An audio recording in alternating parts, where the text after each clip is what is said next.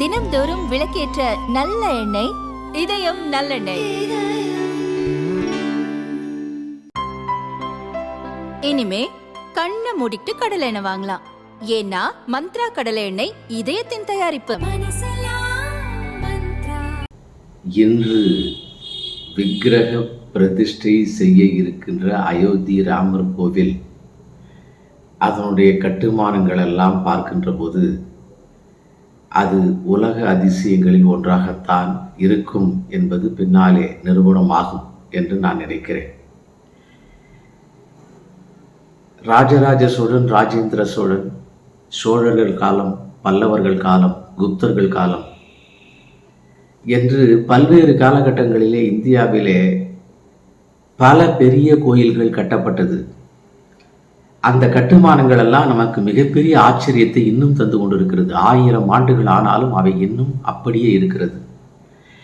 அந்த கட்டுமான சாஸ்திரம், ஆர்கிடெக்சர், அதை இந்தியா இப்பொழுது 2000-3000 ஆண்டுகளுக்கு பின்னாலே இப்போது விஞ்ஞானத்திலே அதை பயன்படுத்தி இந்த ராமர் கோயிலை கட்டியிருக்கிறது என்ற செய்தி நமக்கு இப்போது வந்திருக்கிறது. சரையு நதிக்கரையிலே கோவில் அமைந்திருக்கிறது.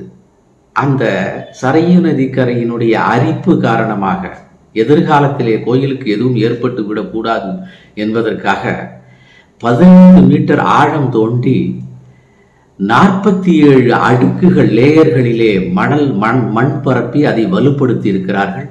அந்த நதியினாலே கோயிலுக்கு எதுவும் ஏற்பட்டு விடக்கூடாது என்பதற்காக. எதிர்காலத்திலே பூகம்பத்தினுடைய காரணமாக கோயில் பாதிக்கப்படக்கூடாது. அதை ராஜராஜ சோழன் பண்டைய காலங்களிலேயும் அதை செய்திருக்கிறார்கள். ஆனால் இப்போது நரேந்திர மோடி அவர்கள் அதே விஷயங்களை பின்பற்றி இந்த கோயிலுக்கும் அந்த ஆபத்துக்கள் வரக்கூடாது என்பதற்காக நிலநடுக்கத்தாலே, பூகம்பத்தாலே எந்த விதமான பாதிப்பும் வந்து கூடாது என்பதற்காக எப்படி 50 மடங்கு அதிகமாக பூகம்பம் வந்தால் கூட அந்த அதிர்வுகளை தாங்குகின்ற சக்தியை, அஸ்திவாரத்தை போட்டுக் கொடுத்தது ரூர்கேலாவில் உள்ள சென்ட்ரல் ரிசர்ச் பில்டிங் இன்ஸ்டிடியூட். அப்படி உருவாக்கப்பட்டிருக்கிறது. முழுக்க முழுக்க கற்களாலேயே கட்டப்பட்டிருக்கிறது, சிமெண்ட் இல்லாமல். இது பழைய கால கட்டிடக்கலையினுடைய சான்று. இதற்கு உதவியது national institute of rock mechanics. அது உதவியதன் காரணமாக கோவில் முழுவதும் கருங்கல்லாலேயே கட்டப்பட்டிருக்கிறது.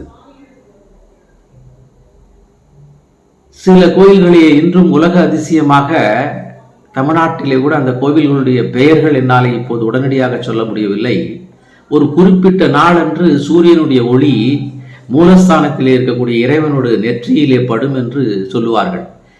அதே மாதிரியாக இன்றைய விஞ்ஞானத்தை பயன்படுத்தி ராமநவமி அன்று மட்டும் ராமனுடைய நெற்றியிலே 25 மில்லிமீட்டருக்கு அப்படியே திருமண், வைணவர்கள் அணிகின்ற திருமண், ஒற்றை என்று சொல்வார்கள், காவியிலே அணிவார்கள். அந்த ஒற்றை என்ற திருமண் சூரிய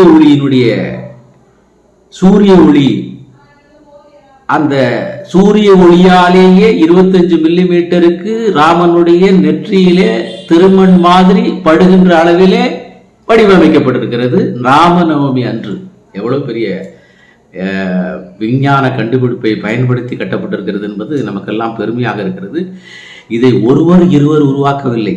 இந்தியாவுடைய மிக முக்கியமான இந்தியன் இன்ஸ்டிடியூட் ஆஃப் ஏரோபிசிக்ஸ்,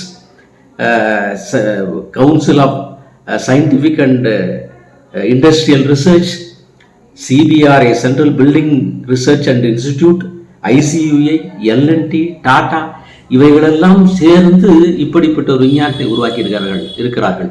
நான் முதலிலே சொன்னேன், சரையு நதிக்கரையிலே 15 மீட்டருக்கு ஆழம் தோண்டி அதையெல்லாம் செய்து அந்த 47 லேயர் மண்ணை பரப்பி அதை வலுப்படுத்தியது நாம். யார்? தமிழன். யார்? Indian institute of technology, Chennai. மிகப்பெரிய பெருமையை நாம் கற்றவர்களாக காலரை தூக்கி கொண்டு தலையை நிமிர்த்து கொண்டு பெருமிதம் கொள்ளலாம்.